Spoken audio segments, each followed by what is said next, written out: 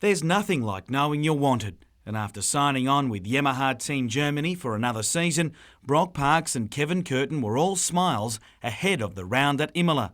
Starting from third, Parkes was up to first in quick time. As others squeezed too hard, you could sense Parkes was really enjoying the dogfight at the front as he searched for his first ever tour victory. That was until the rain began to fall, which threw everyone out. After a delay, Kevin Curtin and Gianluca Nanelli fought it out, with the latter just getting the top podium finish. Closer to home, and the Rip Curl Grom Search heads into its final day tomorrow with a number of locals left standing in the under-16s division at Bar Beach. Merryweather's Wes Bainbridge is one of them, advancing through to the quarters after finishing second in his heat today. Both the winning boy and girl in the 16s will compete at the national finals at Bells Beach next year. Not such a good weekend for the Hunters' leading female cricketers. The side failed to finish in the top four of the country championships at Raymond Terrace, despite a win yesterday afternoon against Kiwi side Wellington.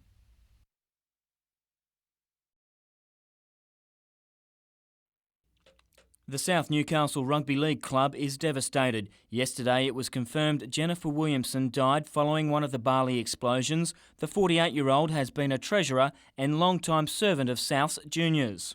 She will be missed, mate, to see a smiling face in the canteens. Well, she used to do a lot of work with all the canteens and just the general presence of her. She was a very open person, always smiling. Souths also has great concern for Jennifer's husband, Bruce Williamson. He's the under-16s coach and also the junior club secretary.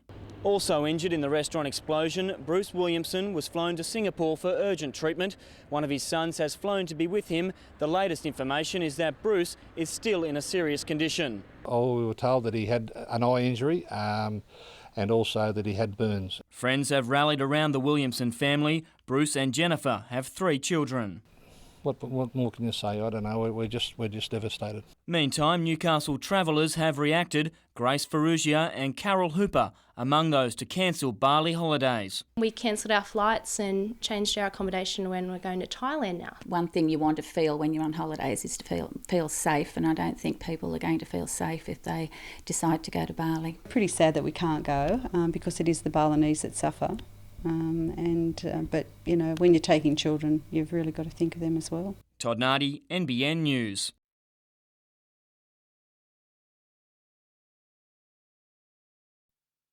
Tony Deegan works alongside Paul Anasich at Newcastle's oldest law firm, Spark Helmore. He's been in constant contact with the people giving emergency treatment to Paul and his wife Penny since the blasts on Saturday night.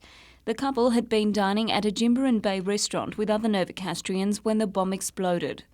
Both of them have suffered shock and blast injuries and wounds from shrapnel. Paul's in a serious condition, serious but stable condition, and Penny underwent successful surgery this morning.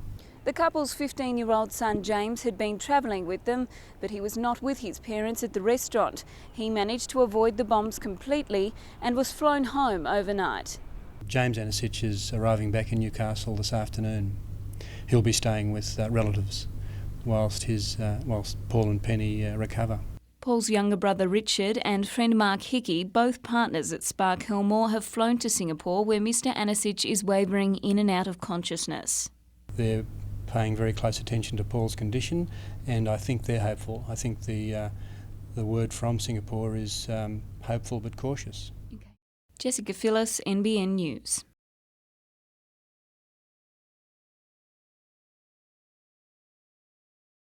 The last thing Richard Money wants to look like is a foreign coach who thinks he knows best. But after Saturday night's match, he's decided enough's enough.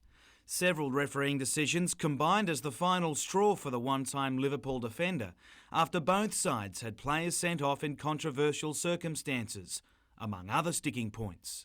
If you're going to raise the standards of the league, professional players and everything else, you've got to start thinking about professional referees, I think. But it's only a starting point. Money has joined calls from fellow coaches for an independent review panel consisting of football experts to be set up. Anywhere else in the world you could appeal to a video review panel and they would say, OK, the red card was punishment enough. Instead, Nikki Carl is looking at a straight 2-week suspension. That, coupled with injury and Socceroo duty for Jade North, has the Jets struggling to even name a full squad this week. But the limited player roster imposed by the FFA is just another issue frustrating coaches. The coaches here, I've found, have no standing in the game whatsoever. We don't even exist as far as they're concerned. We've no voice, no vehicle. They don't want to talk to us. They don't want to listen to us. New Zealand coach John Adsett had similar thoughts yesterday after his team's game against Adelaide. He wanted the game called off at half-time due to the poor weather conditions, but felt he too was being ignored. Jim Callanan, NBN News.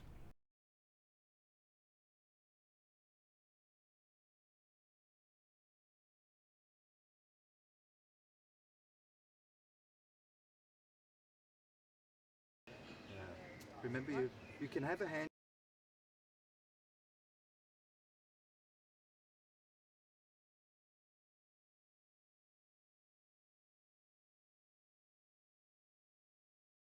I think there is more interest this year. I think it's brought home to people the mortality of life, unfortunately.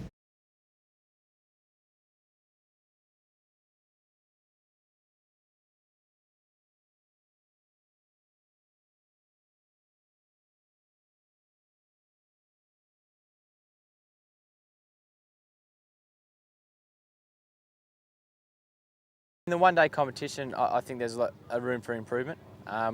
We obviously didn't play the cricket that we would have liked in the one-day form of the game, and I think with the side we've got, we sold ourselves short in one-day cricket. We should have done a lot better.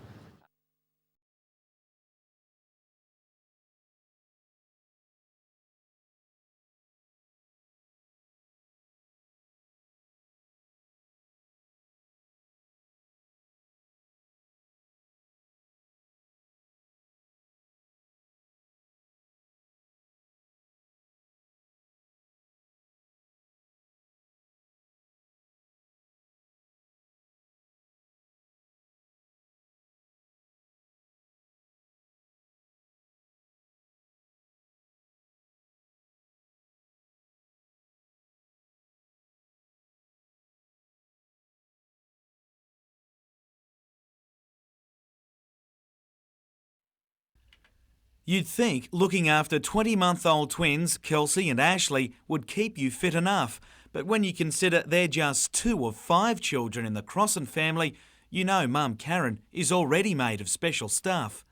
When the 42-year-old isn't keeping her family in check, however, she's making sure her body is. What started as simply getting back into shape after having the twins now includes 2 state titles for Best Figure, where she beat girls around half her age. A bit elated, a bit unbelievably excited, I think. Like, what? It's already a remarkable story, which in 11 days' time could go one big step further at the national titles in Melbourne. After 18 years out of competition, a win there would be one impressive return, but simply balancing home life with training must be challenge enough. People ask, how do you do it? And it's like, well, I'm lucky. Yeah, I've got good genes. Thanks, Mum and Dad. And hard work. You know you're setting the bar awfully high for other women out there, don't you? No. Come and see me, I'll tell you my secret. So the family will remain her audience until the Australian titles, where a win would catapult her to the world stage. That's a bit too surreal, I think, yeah. But there's a chance, sure. Given what she's already achieved, those odds are looking good. Jim Callanan, NBN News.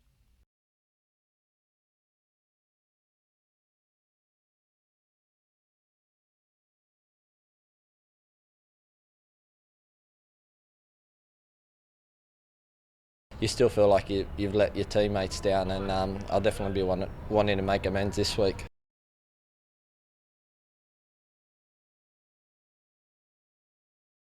We know we can win, and we just got to go out there and take that attitude on the pitch, forget what's happened the last 3 weeks, and fresh start.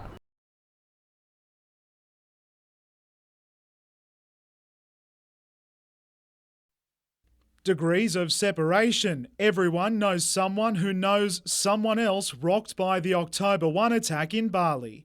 Pictures and accounts made personal for the people of Newcastle. We have had an increase in calls from people experiencing anxiety and fear, worrying. Someone said to me the other day they've every time the radio's on and maybe they're in the shower, wherever they are, they're shedding tears, which is really a healthy way to go at the moment. What's not healthy, according to the experts, is if trauma-affected people don't talk about their grief. If they're feeling an overwhelming sadness, then they might think, oh, I haven't got any right to feel sad. I wasn't a victim of the Bali bombing, but the reality of it is that they've been exposed. Psychology professor Trevor Waring was guest speaker at a business club lunch today, a timely address on tips for psychological survival. Initially we were going to talk about a healthy life as a balanced life, but of course events have overtaken us, and there are, as you say, many people here today who will know or be touched by the events in Bali. A meeting will be held tomorrow between local representatives from the Catholic Church and state government, coordinating a response as the city looks for some sort of closure. Adam McKilrick, NBN News.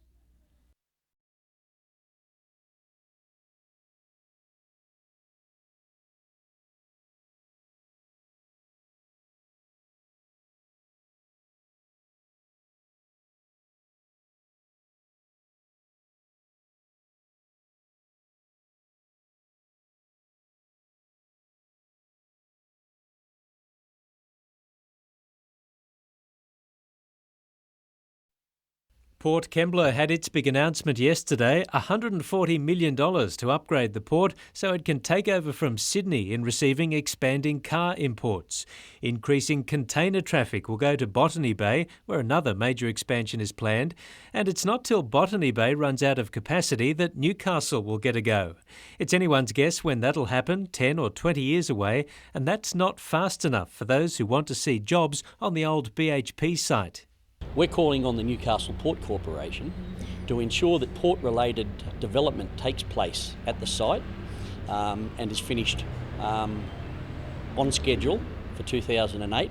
Port Corporation boss Gary Webb was a big no comment today, but there are plenty of people calling on the state government to push Newcastle's case. The politicians in Port Kembla have lobbied very successfully, and they're crowing very loudly about that. I think it's about time we did something similar up here, and that our own state politicians got together with us and worked towards making sure that this facility is developed. I think the future of the MPT comes down to the state politicians being prepared to say to government, now is the time.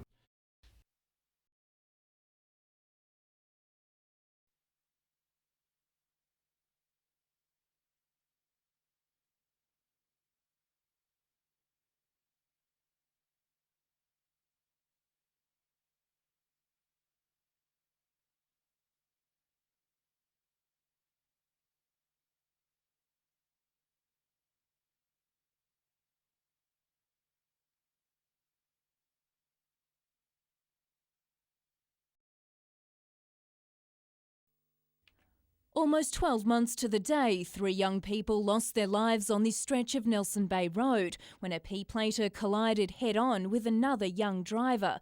It's one of many tragic incidents involving young people on Port Stephens roads, but a road safety program is hoping to turn that around, putting the brakes on young drivers.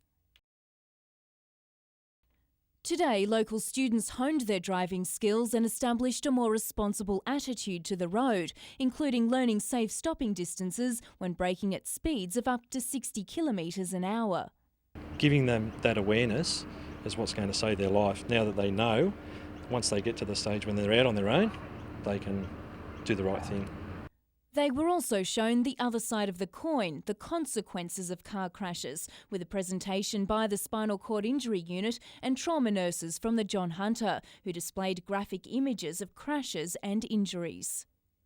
If we get through to 1 or 2 of them, then I think we've achieved greatness, and hopefully if we get through to even more, then that's a very good thing. Jane Goldsmith, NBN News.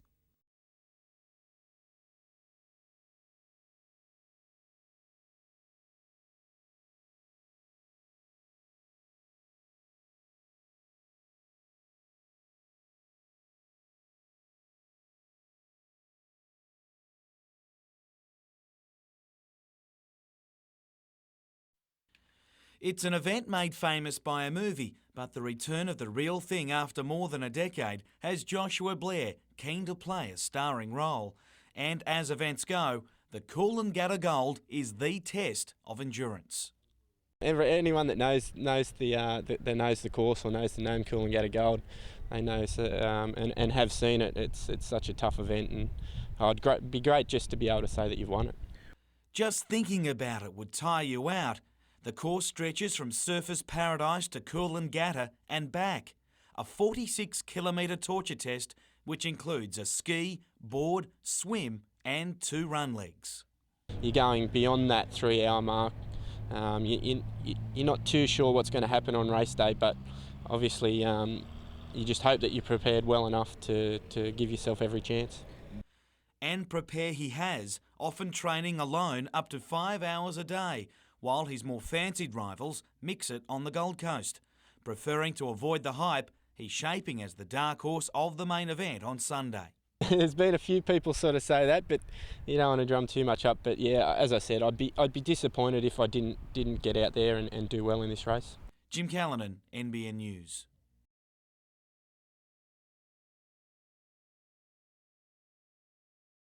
A world away from the terrifying blasts, it was a quiet chat in a memorial garden with the Prime Minister. Mr Howard thanked Dr Frost for his efforts in helping the wounded, spoke candidly with young Joe, and the arts student even cracked a funny. A lighter moment on a day tempered by reflection and sadness.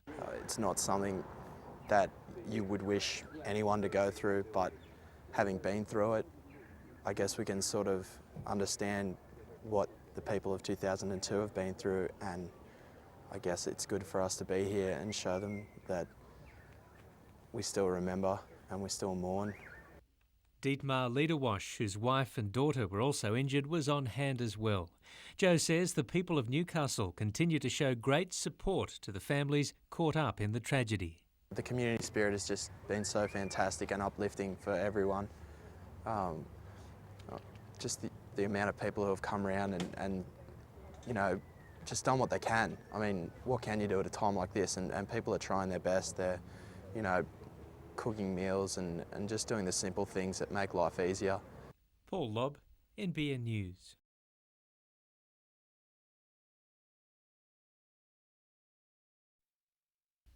Looks can be deceiving. Crops of wheat and barley appear on track, but due to a dry autumn, the winter crops were planted in June, 4 weeks later than usual. They've done remarkably well, but they should be out well and truly out in head, and as we can see from this crop, it's not there yet. Although the crops look well, they haven't had a lot of time to till it properly, so they're limited in that regard. The Mudgee Merriwa Rural Lands Protection Board has recently been upgraded to marginal, no longer drought declared. At the moment, everything's looking very choice on the land. That's largely due to a wet September in the district, 63 millimetres this year compared to 22 12 months ago. It's generated some optimism in the community, struggling to shake off the effects of a 1-in-100-year dry spell. Droughts come on us slowly and they gradually build up till we find out we're really dry, and they also end slowly. And the trick to finishing a drought is getting continual follow-up rain, and we're in that pattern now, but it just needs to continue. The forecast suggests a promising chance of rain ahead for the Upper Hunter, which would see the winter crops through. If we do receive rain in the coming week or 10 days, yield potential is reasonable, but it really hinges on that rainfall in that period. A full weather report at 10 to 7. Adam McKilrick, NBN News.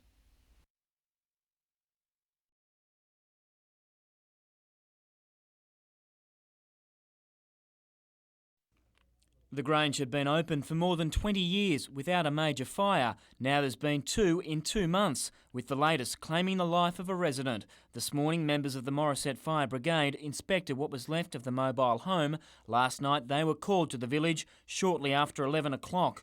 And found a unit with a large amount of black smoke issuing from the building. Some flames coming out through the window. When fire crews arrived here last night, 2 neighbours were using garden hoses, desperately trying to stop the flames. While calling out, they thought there was still somebody trapped inside. A 75-year-old woman was pulled out of the mobile home. She'd been overcome by smoke. Firefighters and ambulance officers were unable to revive her. We worked on it for probably about a good 20 minutes without any success. The woman had been living in the mobile home village for around 4 years. An adjoining home was only minutes away from going up in flames as well. While the fire brigade believes the flames ignited in the laundry, crime scene investigators are still working to determine the exact cause of the fire. Todd Nardi, NBN News.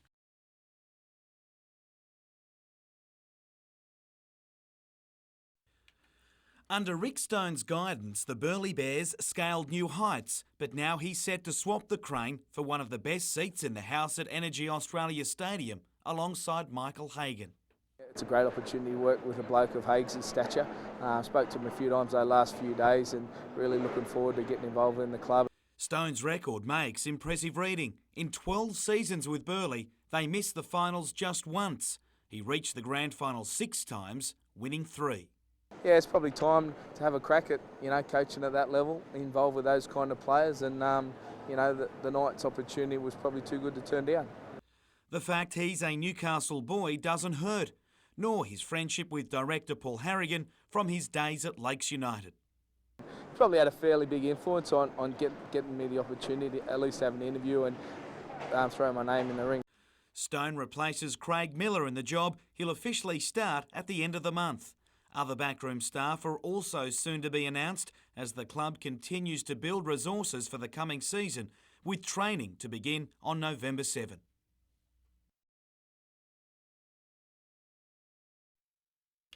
If the saying that laughter is the best medicine rings true, then it seems the kindergarten students of Dungog Primary School will be healthy for a long time to come. Hunter Identity and funny man Super Hubert today giving them a super dose of laughter. According to psychologist Lisa Sales, the saying's not far from the truth, with laughter a very important part of having a healthy body and mind. Having fun is one of the best things that we can do. If we can share a joke, if we can share a laugh with our friends, with our family and in our community, that's one of the very, very best preventative, proactive things that we can do for our own and other people's mental health. But just as important for a healthy mind is exercise, and the theme of this National Mental Health Week is Be Active for Your Mental Health. As a consequence of exercise and even things like being happy, smiling and using all those extra muscles in your face, you increase your endorphins, and they're a natural morphine in our bodies. In any 1 year, 1 in 5 Australians will experience depression or anxiety. Psychologists suggest taking a leaf out of these youngsters' book, with laughter and exercise often the key to well-being. Jane Goldsmith, NBN News.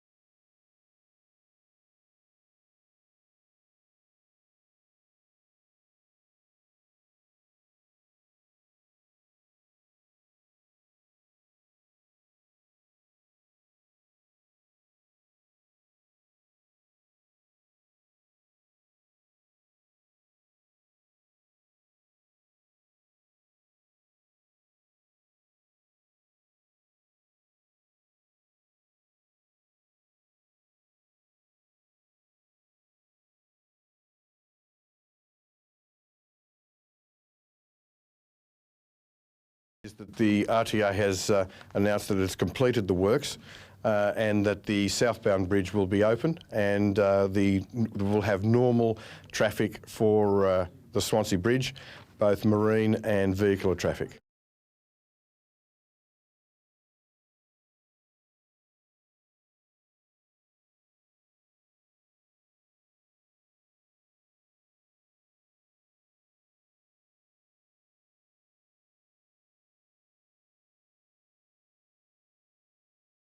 The announced closure of West Walls and Bowling Club represents the 22nd club that would be lost to our region over the last 10 years under the Labor government.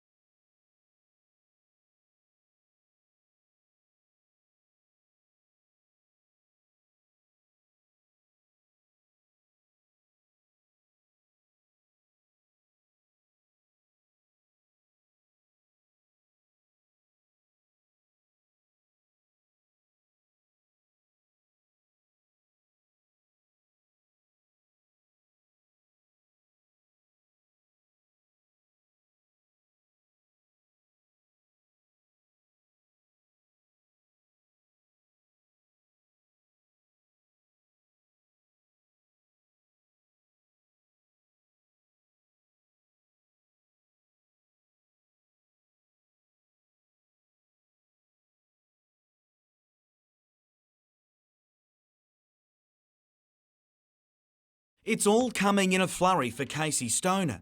Coming to his home Grand Prix on the back of 2 wins, a third straight would set up a thrilling race for the Riders' Championship with Spain's Danny Pedrosa. The young Aussie was on the pace early in today's first qualifying. He lapped quickest for a time before dropping back to third. Then, on his second last lap, came a top 2 time. Argentine Sebastian Porto was the fastest. But Stoner is well placed heading into the weekend, where he'd prefer to toast to his 20th birthday with victory champagne on Sunday. Meanwhile, experienced triathlete Boyd Conrick will anchor a strong redhead surf life saving team of 4 into the Coolangatta Gold team event on Sunday. 2-time Olympic paddler Peter Scott will get the ball rolling in the 23-kilometre opening ski leg. With him paddling first, and then the backup of Tim Foran on the board, who's a great paddler, and Kyle Garrett, who's also a really, really great young swimmer, I think we've got a pretty good side. And it'll be an early start for more than 300 triathletes at Morpeth this weekend, with the annual Maitland event, again drawing a big field for Sunday's race.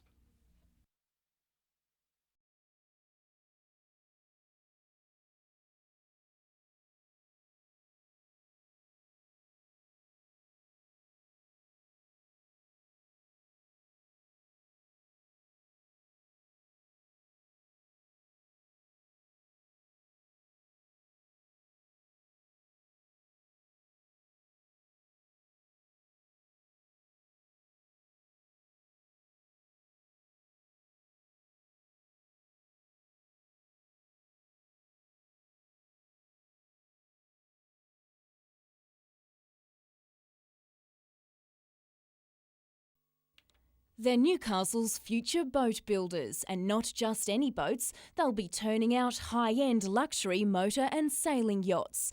Currently undertaking a TAFE course at the Tyes Hill campus, they'll soon be snapped up by employers in Newcastle. Some of the students have already been placed with employers, and other applicants, they stand a much better chance in the job market of securing a job. Internationally renowned super yacht builder Sensation Yachts recently signed a 20-year lease with the Newcastle Port Corporation for the ADI site at Carrington, with 400 jobs expected to be created. It'll be set up by February next year. The Hunter Institute of TAFE has just started a fibreglassing and plastics composites class to teach students the skills needed. It's to address the skills shortage in Newcastle, with marine industries sort of moving into town and other sort of industrial applications. Around 50 students will graduate this year. That's expected to increase in the future. Azura Marine also has its eye on Newcastle, planning to build a $15 million luxury boat building complex on the old dockyard site at Dyke Point. CEO Dave McQueen declined to comment though today. Jane Goldsmith, NBN News.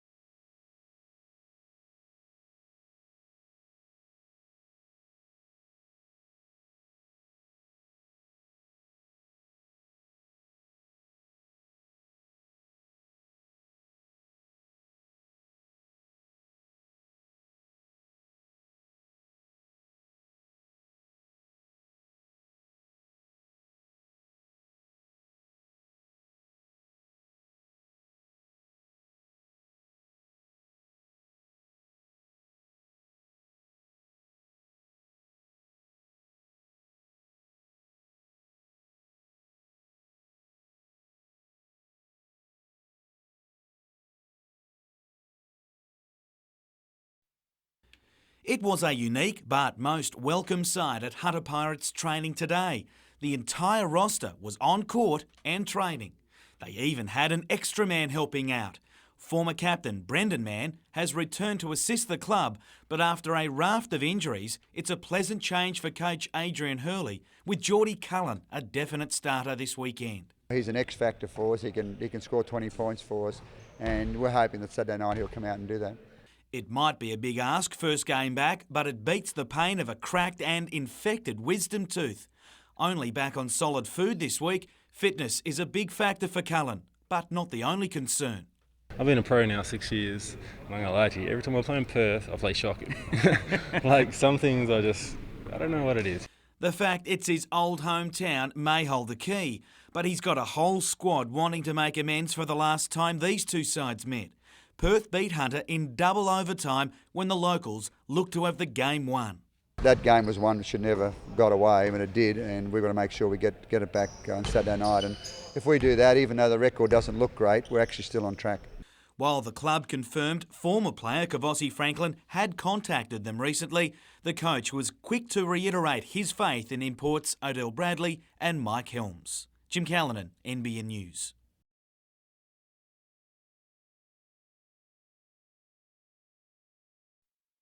The kids at Cessnock West Public School are once again surrounded by books.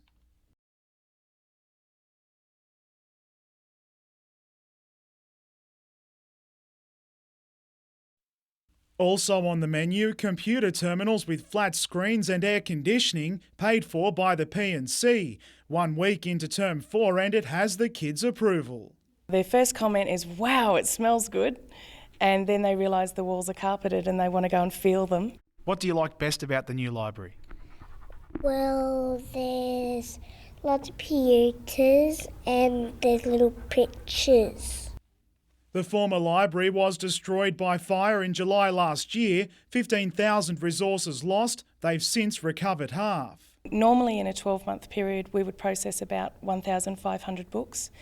This year we have processed over 7,000 already. The chance would be a fine thing for the staff and students at Belmont High, still waiting for the state to announce a successful tender to replace facilities destroyed by fire in June last year.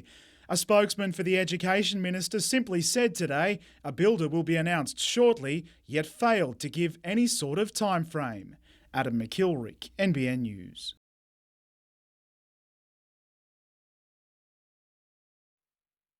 Connectivity is what tourism groups say is missing from the region's cycleways, a regional network of shared paths linking, for example, the Fernley Track with others in the Hunter. As it is at the moment, you won't get tourists coming from, say, Sydney just to ride 4 or 5 kilometres. A report on cycle tourism in the Hunter region was launched today, part of Tourism Week, when operators showcased their wares.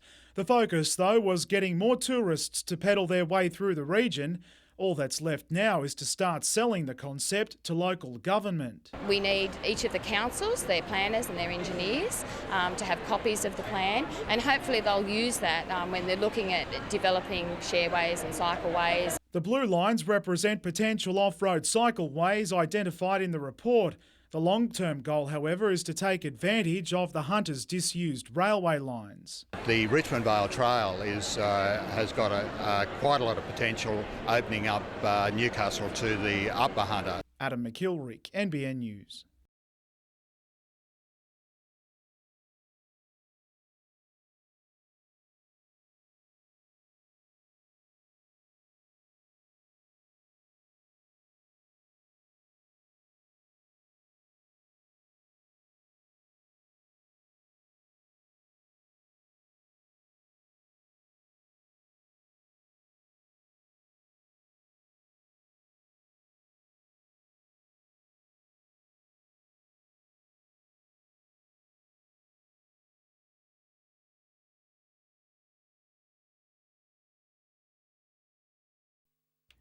Just over a week ago, this very same church swelled with hundreds of Newcastle people united in sorrow for a special memorial service for those killed and injured in Bali.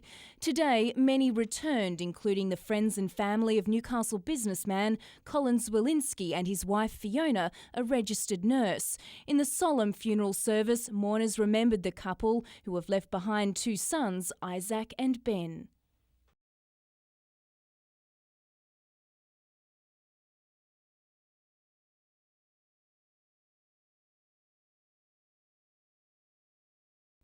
"14-year-old Ben spoke bravely, expressing his regret that he didn't say goodbye.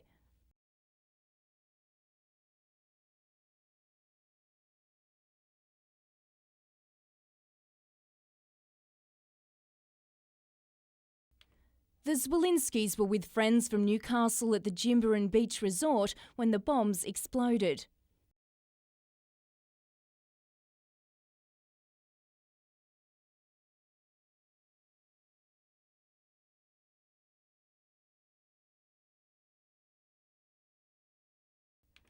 The boys brought personal items to pay tribute to their parents, a mining helmet for their dad who owned Newcastle company Tunnel Mining Australia, and mother Fiona's joggers, recognising her proficiency and love of competitive running.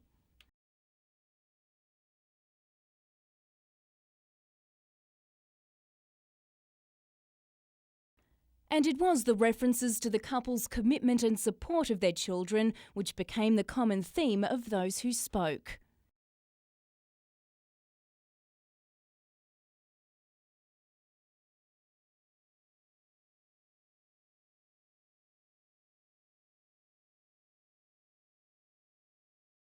Jane Goldsmith, NBN News.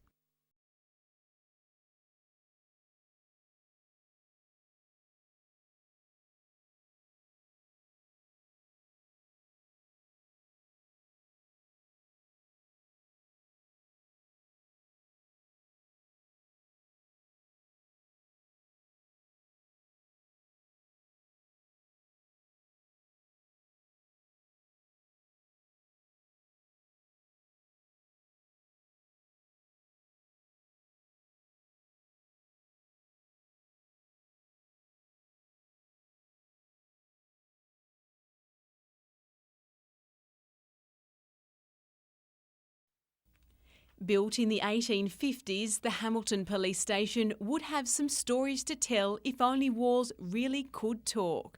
The building was expanded in the 1960s to meet the needs of the local community and was closed in April 1999 as part of a statewide rationalisation plan. Now the public is being given an opportunity to buy the historic site, which includes 2 holding cells.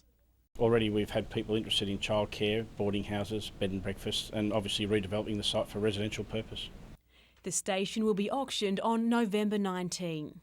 Also attracting plenty of attention is the old Adamstown Police Station site, which will be auctioned on Saturday.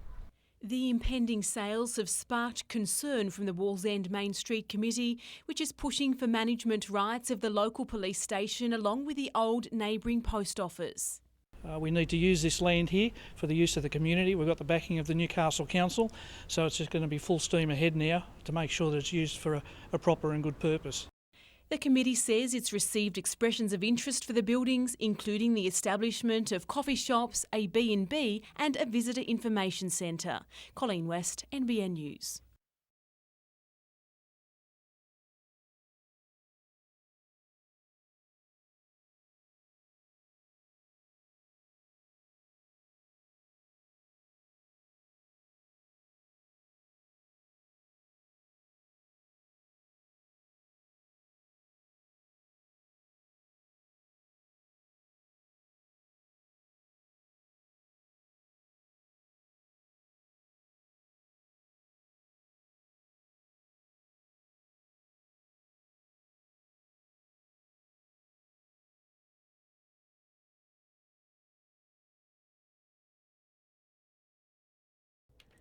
This is the media release which has Hunter Police fuming. Faxed by the Shadow Minister for Police, Mike Gallagher, it claims there's a highway patrol crisis in the Hunter. He says the government has failed to provide the region with experienced and qualified highway patrol officers. That's incensed Northern Region Traffic Coordinator Mal Reid.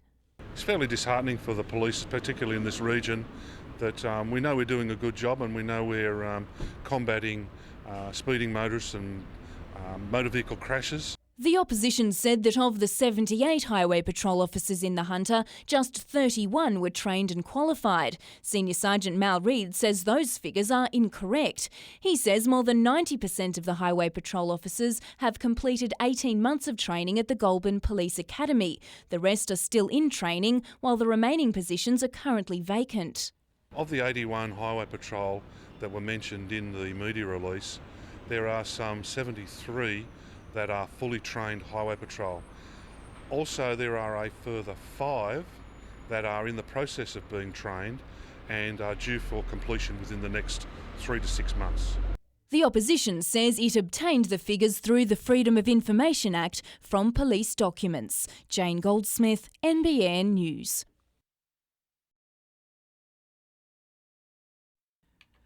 The DeVicos have only been here a month and already they know this is home for good. It's a big call given the mid-season plight of the Knights when any other club seemed a better option to sign with. But much like the faith Newcastle showed in the 31-year-old, DeVico knew things would only improve. I walked into the stadium, they hadn't won a game and there were still 18,000 people turning up to the stadium, ranting and raving, stark mad, and I just went, I've made the right decision. Out for the last 12 months due to a torn pectoral muscle, the former Raider starts club training next week. I feel like, I'm a rookie starting in my first year. It's been a while and, excited. Just can't get the smile off my face, one, because I'm back playing football, but two, in new surroundings. The scars on Daniel Abraham's leg tell a far different story. Despite the 3 plates and some 21 screws that have helped repair the double break to his lower leg, he goes back under the surgeon's knife again on Monday. I'm going to insert a metal rod down the inside of my tibia, just as a weight-bearing support give the bone every opportunity to heal completely. Since breaking his ankle in early 2004, it's been one thing after another for Abraham, who must get things right this time. If it does happen again, that'd put me sort of that far behind. I don't know how I'd go coming back after that.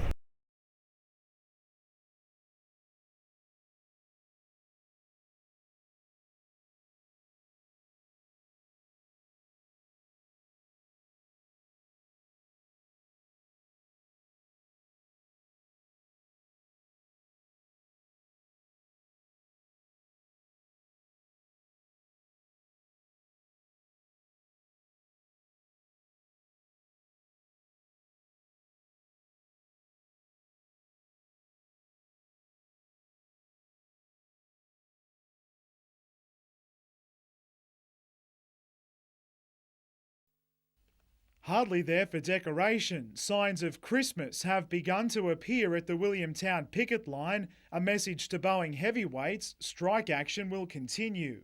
If Boeing would take this to arbitration, I'm sure that we would live by any decision that the Industrial Relations Commission lays down. 56 workers continue to operate Boeing's Williamtown maintenance facility while the union tries to get its goal of a collective agreement put to a vote. Our members are saying that they're confident that the majority of people in there, in any case, being able to vote in a secret ballot and not being able to be found out by Boeing, will tick the yes box for a collective agreement. The whole idea of a ballot is now in the hands of the Industrial Relations Commission. Whatever the outcome, Boeing doesn't have to respond. The ball's in Boeing's court, and we invite them to leave all their rhetoric and rubbish about numbers and just deal with Williamtown and get the matter arbitrated. And it's not just Boeing's Australian workers who know about the dispute. 2 members of the Williamtown picket line have been to the company's headquarters in Seattle, raising their plight with American colleagues. Adam McKilrick, NBN News.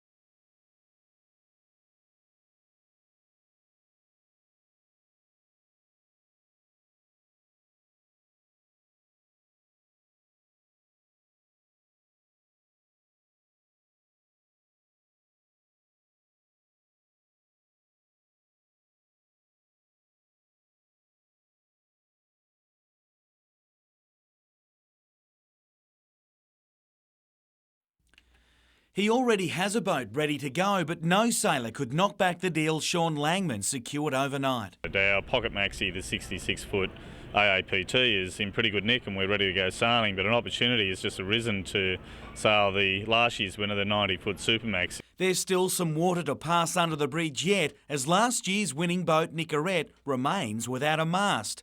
Getting insurance for the $4.2 million craft is the other drama, but if things go to plan, the Newcastle Cruising Yacht Club will be in with a massive chance. Last year was second. Yeah, I want to go one better. 2 seconds and a third. It's about time. He's also throwing much weight behind the sailing school at the NCYC. Aimed at both the region's youth and corporate community, it will include the Noakes Youth Program, which is being officially launched tomorrow. Besides learning to sail, it's designed to provide career opportunities in the industry as well.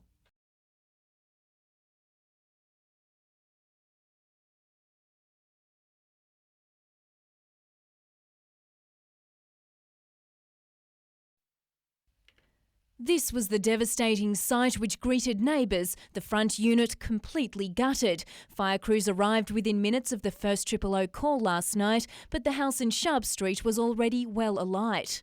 On arrival, the weatherboard building, which comprised of 3 units, the fire was in Unit 1. Crews began offensive firefighting and a primary search and rescue. 2 neighbours tried to rescue 50-year-old Suzanne Lorraine O'Keefe, who was inside the house, but were overcome by smoke. They were transported to the Belmont and John Hunter hospitals. 2 other residents of the units managed to get out safely before the fire took hold. There was a couple of people there. I think the occupants tried to save the person, but to their efforts they couldn't do it, and the New South Wales Fire Brigade had to evacuate those people. The woman's body was discovered by firefighters inside the unit. A post-mortem examination will take place tomorrow to determine the cause of her death. Fire investigators have found that there were no smoke alarms installed in the building. It's not yet known what started the fire. Jane Goldsmith, NBN News.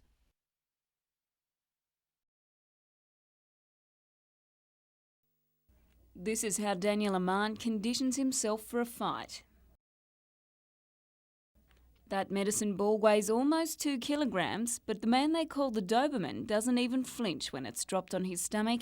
It's part of a fierce training regime he's adopted to ensure a quick ascent through the ranks of pro boxing, and with only 1 loss from 4 fights in 4 months, it seems to be working. I'm probably my own worst critic, so I think I could have done better, but having said, I haven't been at it for long. I'm getting better every fight, so I can't be too hard on myself. Amman will star in a 14-fight Pro-Am card at Hamilton RSL on Saturday, gloving up against battle-hardened former curry boxer Garth Murray. He's spent the last 6 months in Iraq with the Australian Army there, and this is his first boxing match back. With his sights firmly set on featuring on the Green Mundine rematch undercard, Amman is glad to be notching up some ring time. He's tough and he's fit, and it should be a hard fight. Could go either way, and just going to do everything I can to make sure it goes my way. Jessica Phyllis, NBN News.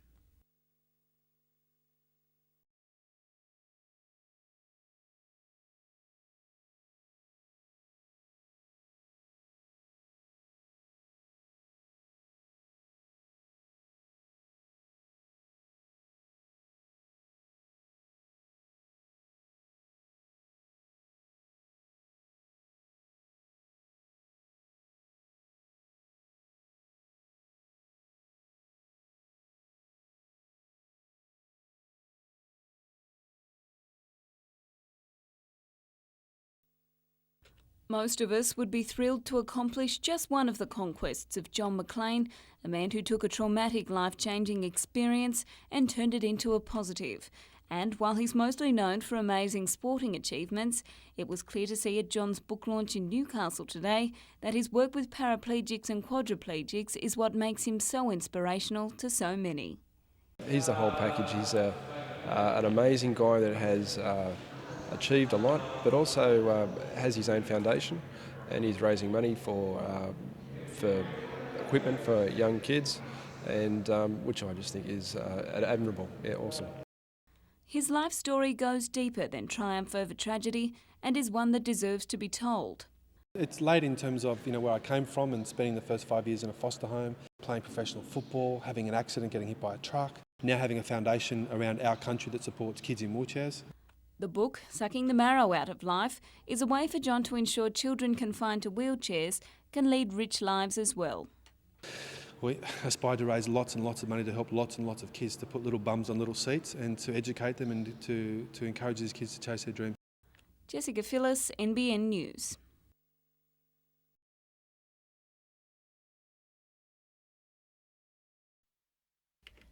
Built in the late 1880s and used as an elite skating rink, the Palais Royal has undergone a wealth of transformations, the latest being a youth venue. In 1929, it became an opulent dance hall where Newcastle's best movers and shakers came to strut their stuff and often met their lifelong partners.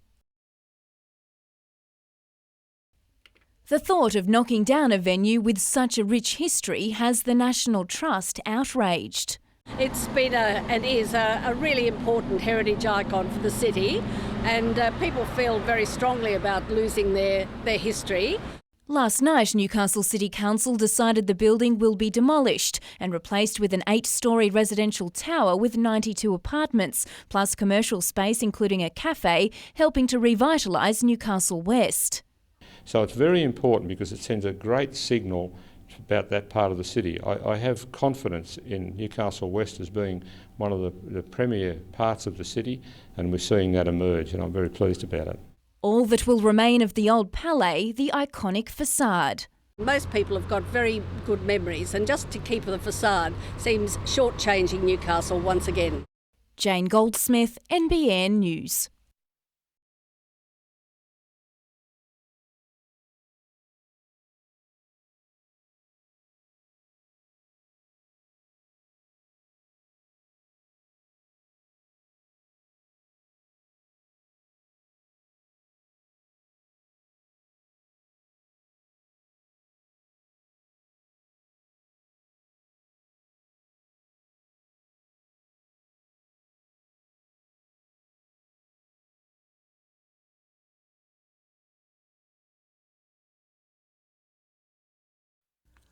Just over a year ago, Whitebridge High student Daniel Franey got the chance to thank the people who saved his life.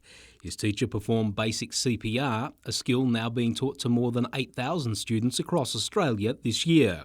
St John goal is to have at least one member in every family trained in first aid.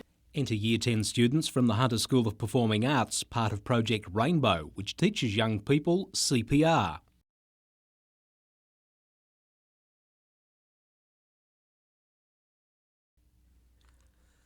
Before this course, these students were among the 72% of people in New South Wales without a current first aid certificate. CPR courses have commenced all throughout the state.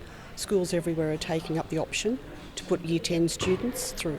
And thanks to a significant corporate contribution, the program is free. Gary Blair, NBN News.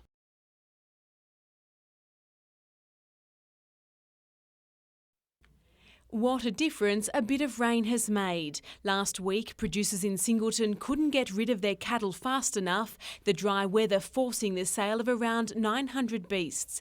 Today, only 450 were being offered, the lack of numbers making it a seller's market and pushing prices up as much as 15 cents per kilogram.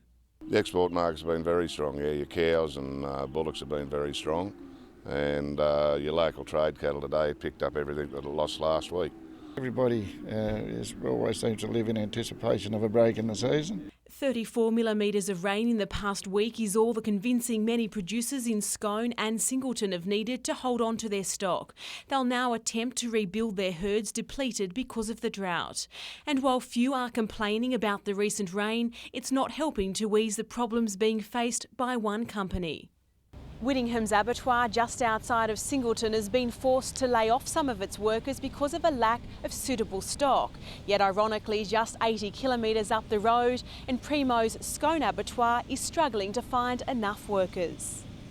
Colleen West, NBN News.